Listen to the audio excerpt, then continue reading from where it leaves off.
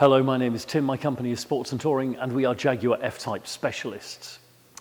The essence of the F-Type is that if you wrote a checklist of all the qualities that a sports car should have, in designing and building the F-Type, Jaguar managed to put a tick into every single box.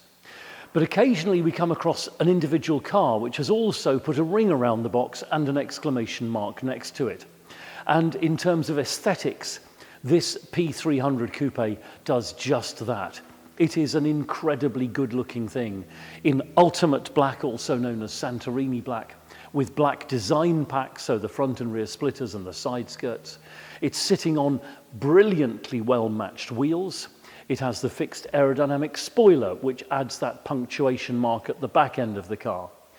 It is in stunningly good condition, and it has a fabulous range of options on it as well. And I'm very excited indeed to show you around. So there is the imposing nose of the F-Type with, of course, the Growler badge, a badge which has adorned many Jaguar models over the years. And this being a second facelift car, we also have the F-Type badge under the front number plate, just above the front splitter there. One of the features introduced for the second facelift, along with the redesigned front grille, the new bonnet vents, and down here on the chin vents, that beautiful aerodynamic blade that runs from top to the inboard side of the vent. It is a very stylish thing indeed. And the treatment on the power vents on these second facelift cars, I also really like. They are sleek and aerodynamic. This example sitting on absolutely perfect, freshly refurbished gloss black alloy wheels, 20-inch wheels with Pirelli tyres on, of course. And you'll see there we've got red centre caps on the wheels. That is because we decided as we were choosing wheels and centre caps that we should just have a touch of colour on this car. Of course, we could go black centre caps if that's your preference. And indeed, if you like this car, but you would prefer it on a different set of wheels, talk to us about that. We carry several sets of F-Type wheels. Jaguar made over 20 wheel designs for the F-Types, and that means that often buyers will find a car they like and say, well, the wheels aren't quite what I prefer. We can help with that with our various wheel sets that we carry in our workshop next door. The paintwork on this car, by the way, in exemplary condition. No swirls, no scratches, no signs it's been through any of those horrible mechanical car washes. Coming round to the back end here, we can see we've got a reversing camera. There's the beautiful oblong exhaust, and we have the black badge pack as well, the Jaguar badge with the leaper and the model badge there as well on the inboard side. In gloss black, matching the bodywork and looking very stylish indeed, as does this beautiful rear wing. Aerodynamically efficient, but also extremely stylish, and one of the eye-catching features of this particular P300. There we are, our tour of the outside is complete. Let's take a look now in the cockpit. We'll supply the car, of course, with 2 remote key fobs and the owner's manual pack. And pressing unlock, you can see the door handle pop out into position. The power fold mirrors move out. And I'll point out as well, we've got the useful puddle light there, which shines down from the door handle and illuminates the ground next to the car. Opening the door, and what a gorgeous interior. In jet and cirrus, a lovely gentle two-tone effect, a very calming colourway this is, I have to say, and very stylish too. We can see the door card is in perfect order. No blemishes, no marks there on the cirrus leather. We can see we have Meridian sound and, of course, full electric seats in this second facelift car. Panning around, the tread plate there is in very fine condition, with the light reflecting off it, of course. And then we come to these beautiful sports seats in leather and suede cloth, and they are again in stunningly good order. That suede cloth looking incredibly inviting and soft. Okay, sitting down into the car, and as ever, I'll point out that the environment here is one of science and technology, of design and ergonomics. The ergonomics of the F-Type cockpit in particular, very, very good indeed. Looking around in a little more detail, we can see we've got a handy stowage there, a little pouch between the two headrests, and coming down to the armrest, under which we have a 12-volt socket, a slot for the micro SIM card, and 2 USB sockets so that you can connect your electronic devices and keep them charged. Forward of that, of course, the twin cup holders with the little cubby in the middle that takes the small drinks can, and forward of there, this beautiful centre console. I'll fire up the turbocharged 2-litre in order to explore this properly. As we do that, you'll see this beautiful display in front of the driver come to life and do its little self-test, and you'll also see the centre air vent rise up correctly into the operating position, like so.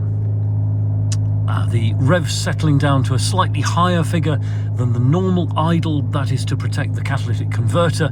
Of course, that'll settle down in a moment or two, and that lovely rumbling sound from this power plant. It is a soundtrack not as vibrant and powerful as the V6s and V8s, but it is more than enough, and certainly a better soundtrack than you find in many of the competitors for this 2-litre F-Type. Okay, back to the centre console. We've got the Eco Stop Start button there to prevent the engine switching off at traffic lights and so forth. Forward of that, traction control on and off, and the switched active sports exhaust button, which opens the valve in the exhaust system and gives a throatier sound. It's worth mentioning this car has a mod stock exhaust modification. It's only a minor modification, but it does give you a slightly more engaging exhaust note during your driving, and that is another very positive thing about this particular P300. There we have an electronic parking brake, very simple to use. That is on, that is off, provided that you've got your foot on the brake, but it looks after itself. You know, if you are doing a hill start, for example, it has very effective hill start assist. Then we've got the on-off button and volume control for the media. And next to that, this beautiful shift stick button on the front, which enables you to pull the button and activate the shift stick and move it into drive there. And then from drive, we go sideways like so into sports gearbox mode. That gives you a brisker shift and maps the gearbox so that it retains higher revs for longer, enabling you to overtake or maneuver and so forth more dramatically and aggressively than you would otherwise. Next to that, the driving mode selector switch, a very important switch this. It is the one that puts the car into dynamic mode, for example, but we'll start by talking about rain, ice and snow mode. So going forward on the switch there, you'll see the little emblem illuminate to say that you're in rain, ice and snow. This calms the car down very considerably. Remember, it's a rear wheel drive car, it's got plenty of power, it's got wide tyres, and for those reasons it could, in slippery conditions, be a little bit of a handful. Rain, ice and snow mode is very effective in calming it down and making it a very pleasant and easy thing to drive when the roads are a little bit slippery. Back into standard driving mode, or vanilla mode as I sometimes call it, and then we'll come into tutti frutti or dynamic mode. And here the car sharpens up. The throttle map, the gearbox map, steering are all adjusted for a more dynamic driving experience, and that is reflected, by the way, in the fact that the backlighting in the instrument panel is now red to tell you you are in dynamic driving mode. Okay, back over here we can put the gearbox into park. Just press the P button there, takes care of that, and we look at the climate controls. So auto climate, air conditioning and timed recirculation, very useful for heating the car up and cooling the car down. There's the hazard warning light switch, and then we've got the front and rear window demist and the electric front windscreen heating. That's those tiny wires through the front windscreen which heat it up so effectively in cold conditions, clear the ice, clear the misting, and get the car ready to drive in only a minute or two in winter weather. Above there we've got the temperature selectors for passenger and driver, so dual zone climate in this particular car, and you can dial in your own temperatures either side, and then press the button there and dial in the 3-stage electric seat heating, which again transforms the winter driving experience. You get into the car, it's cold, put the seat heating on and it warms up almost instantly. and makes you feel so toasty warm and comfortable. Moving up now to this huge infotainment screen, and this is the upgrade infotainment screen, of course, the 10.5-inch one, without the buttons either side on the pre-facelift cars. You can see the home screen here is in 3 parts. We have navigation here on the left. Nobody's signed into the car at the moment, so we can just use it as an anonymous user. And for example, if I tap there, we can zoom out and see this beautifully clear display. The system is very easy to use, very easy to program with your destination and so forth. I get really good feedback from people who use this onboard system on their F-Types. Back to the home screen, and in the middle we've got media. I'll just switch that on there, and you can see that we've got media sources if I tap correctly, like so. They're accessible top right, and at the moment we just have radio and Bluetooth. So my phone is connected by Bluetooth. I could stream Spotify or BBC Sounds or whatever from my phone through the system, of course. And on the radio side we've got DAB, AM and FM. Back to the home screen, and there is of course Bluetooth telephony built into the car. We can swipe that way and see the extra features, including CarPlay and Android. Now, I haven't connected a phone up for CarPlay while we're demoing the screen here, but have a look at the still photographs of the car and you'll see CarPlay active there. And it's a brilliant way. If you're not familiar with CarPlay and Android, they effectively mimic your phone screen on the car screen and enable you to use the devices on the phone, such as Waze or whichever is your preferred navigation app, and to play your music and so forth very easily indeed. Back to the home screen, and then we go to My Home One, and this is a screen which you populate with your own shortcuts, your own quick access to the various features and functions that you'd like to have immediately to hand, like take me home using the sat-nav, or your favourite radio station, or what have you. So, crisp, clear display, very easy to use, great ergonomics, and with CarPlay and Android as well, should you desire them. Okay, over to the steering wheel now, and on the left-hand thumb cluster we've got the infotainment controls and the Bluetooth telephony button, so you can make and receive calls without taking your hands off the wheel. Over on the right-hand thumb cluster we've got the cruise control and also active speed limiter there. And we've got this button for the heated steering wheel. And until you've lived through a winter with a heated steering wheel, I dare say you haven't experienced true pleasure. I'm joking, of course, but having a heated steering wheel in those cold conditions makes such a difference, because your hands, which have got chilly outside, are warmed directly by this lovely leather steering wheel as you drive. On the left-hand stalk there we've got the automatic headlamps, and over on the right-hand stalk we have the rain-sensitive wipers.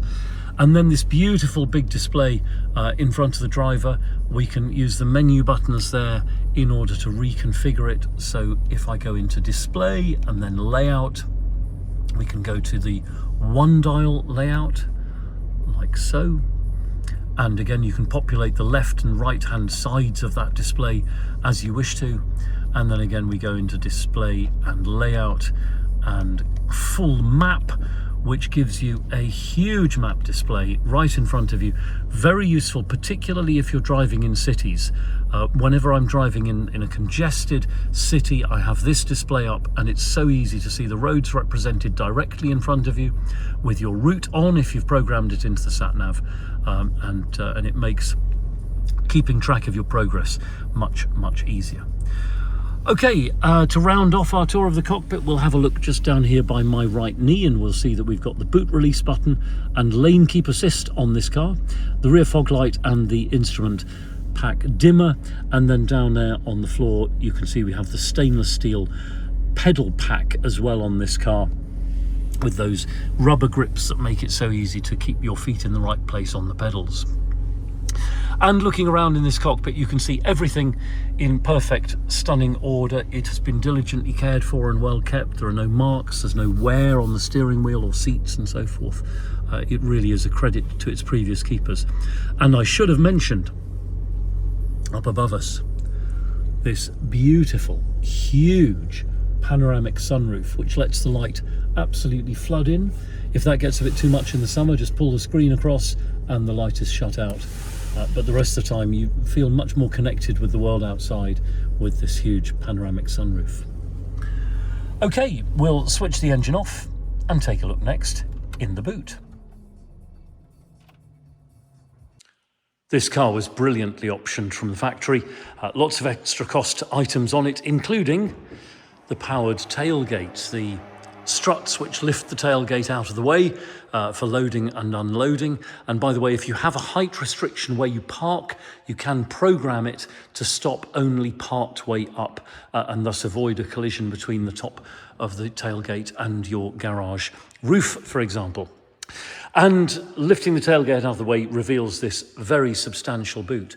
Over 300 litres in size. You do need to pack soft-sided bags, of course, rather than hard-sided suitcases to make the most of it. There are companies who make bespoke luggage sets to go in the F-Type coupe boot, which not only make the best use of the space, but also look brilliant as you're walking up the steps to your hotel. It extends out to the sides behind the rear wheels, which enables you to get a set of golf clubs in. And there's also a useful cubby here under the boot floor where you could keep your motoring bits and pieces. And again, by the way, this boot in perfect order, no marks, no blemishes, no stains. It's clearly been kept clean and looked after, and there are no unpleasant odours in there either, by the way. Coming around to the passenger side of the car, and we have two-stage unlocking enabled on this particular vehicle, so I need to give a second press of the key fob, and that lets us open the door and see the passenger door card, which is as it left the factory. In fact, there's nothing there to say it isn't brand new. And likewise the tread plate in sensational order, and the dashboard, carpet and mat, and again this beautiful sports seat in perfect order. Okay, our next port of call is there under the bonnet.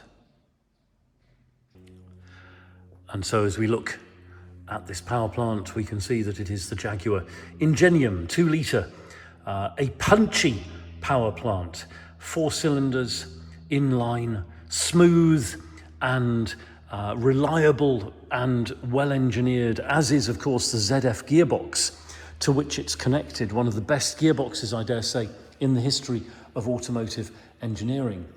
And this engine producing 300 PS, just less than 300 horsepower, and driving this F-Type from 0 to 60 in 5.4 seconds and onto a top speed of more than double the UK speed limit, 155 miles per hour.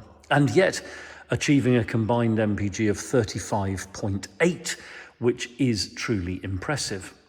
And all of that power, of course, down to the use of the turbocharger. You can see it there down by the side of the engine.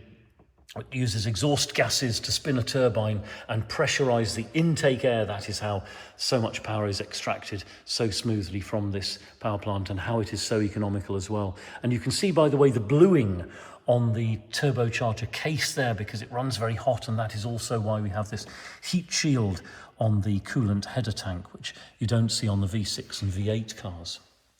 Again, under here you can see everything is crisp and clean as it should be. Excellent service history with this particular vehicle. It's running very smoothly. I've driven it a considerable distance myself. It's passed all of our inspections and so forth with flying colours, and it is truly waiting to delight and entertain its next keeper.